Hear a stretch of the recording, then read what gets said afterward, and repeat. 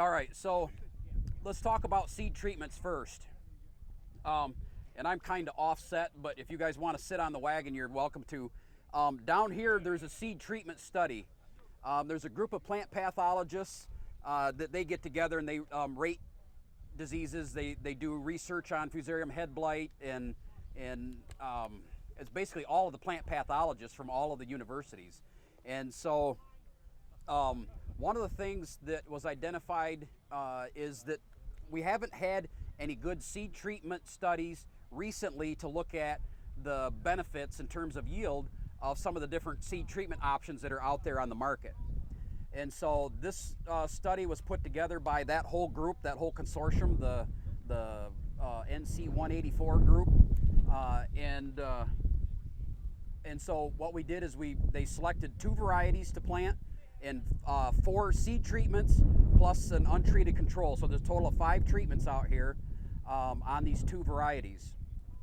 And the seed treatments were selected based on what their makeup is in there. So the study that we have out here is based on it's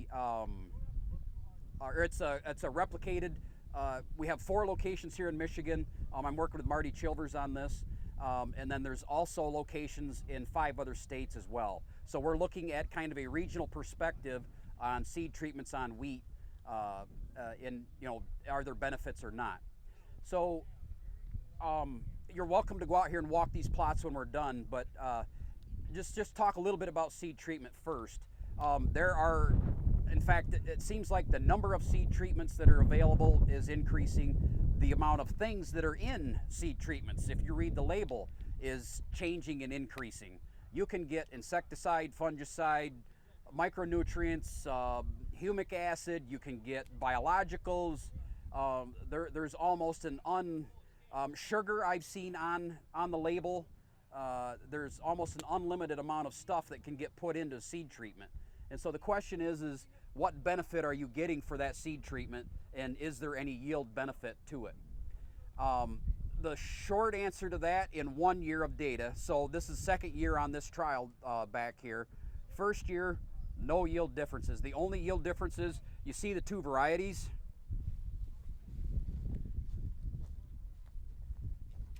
This is Harpoon right here, and then the bearded one, the taller one, is Kaskaskia. Kaskaskia is a variety that is common in Ohio and Wisconsin, and so they selected that to put that in the trial. There's a yield difference between the varieties, just typical what you'd expect. No difference in the seed treatments versus the untreated control. One of the locations that I have this year is in Montcalm County on irrigated sand in part of a potato rotation. The Kaskaskia, the taller variety down there that has the awns, I had the untreated control in their plot. So if this is one plot, there's maybe 10, 15 plants total in all 4 of those plots. That's the only one where we've had any damage. So Marty Chilvers was out, and he's collected some soil samples and tissue samples to try to identify what pathogens are there and why that one variety just basically fell flat. I've got a drone photo, and I got 4 dead plots, and I'm like, what are they? And so he started looking, and it's that untreated control. So I don't know exactly what the answer is there, but there will be a huge yield loss on those. In fact, almost like no yield at all.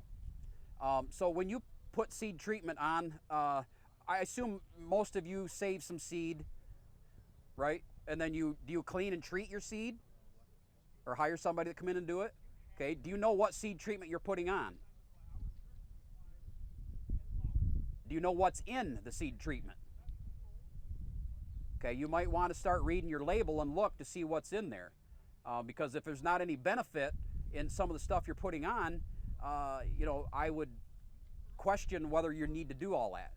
And so there's different prices on seed treatment as well. So maybe pay a little bit of attention to that. In terms of, and the reason for seed treatment is because there's a number of seedling diseases.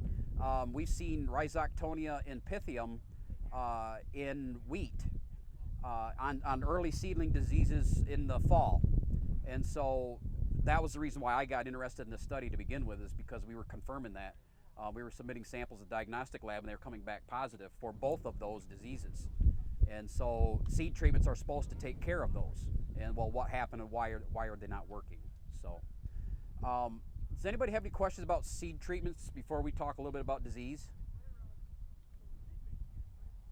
Mark? I'm glad Dennis is doing this because it can be really frustrating because you can do 10 years of this and not see differences, and then the next year or different locations. But what they're doing really well is they have multiple locations and multiple states even with multiple locations. And that's what you have to do, because otherwise you can really be, is it on, Dennis?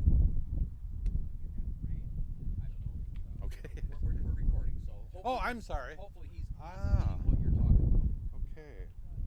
We're recording. That changes everything. So now you're on record. But the other thing we're always interested in with seed treatments is not only the seedling diseases, but remember what happens when you have infected seed, depending on the disease. The doggone stuff can go systemically up to the head. What are a couple of good examples? And your grandfather saw it a lot more than you do. We really cleaned it up. But that's loose smut, right?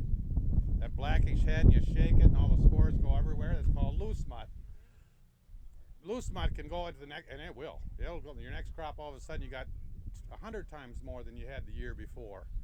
But so watching for that, that's one example. And in fact, that's always used to be a flag to me in terms of what's going on with seed treatment. Where's the seeds coming from?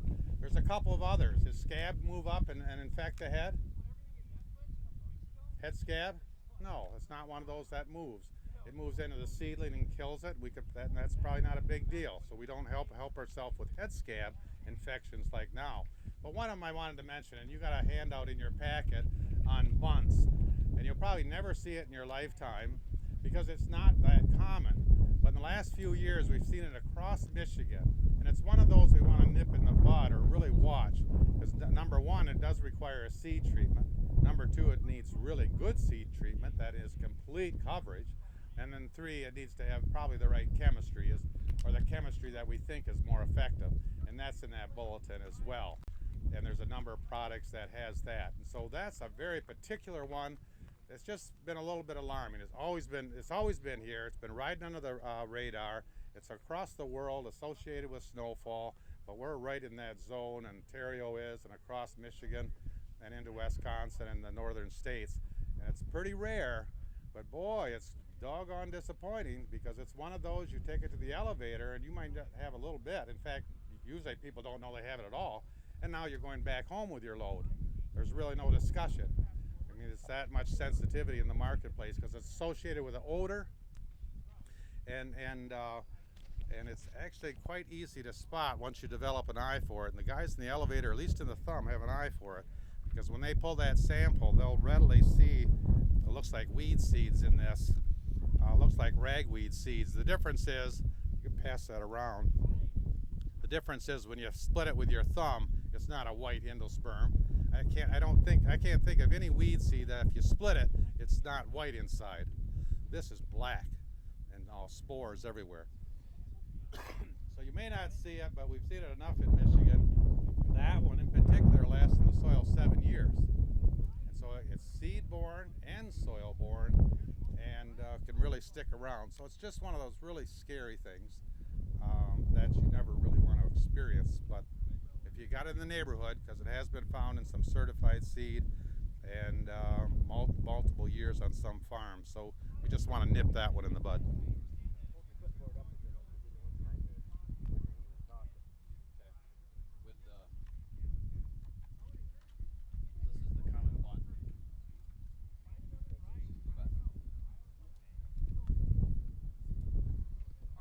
Let's change gears and talk a little bit about disease here for just a minute. So in your handout, there's a fungicide considerations in wheat bulletin in there, and I suggest you take this out and look at it. What this is a summary of all the data from Martin's fungicide efficacy trials, as well as Marty Chilvers, and Kurt Steinke's done quite a bit as well, looking at different timings of fungicide application. And what this is a summary of all of that data combined over, I don't know how many years, 10, 15, 18. So it's a compilation of all of that data And then Marty's grad student, who's actually graduated and moved on, Michaela Brunig, put this study together and published it. Or actually, it's I think in the process of being published. But what it does is talks about the timings of application. So there's T1, T2, and T3. Timing 1 is early, like just the beginning of jointing.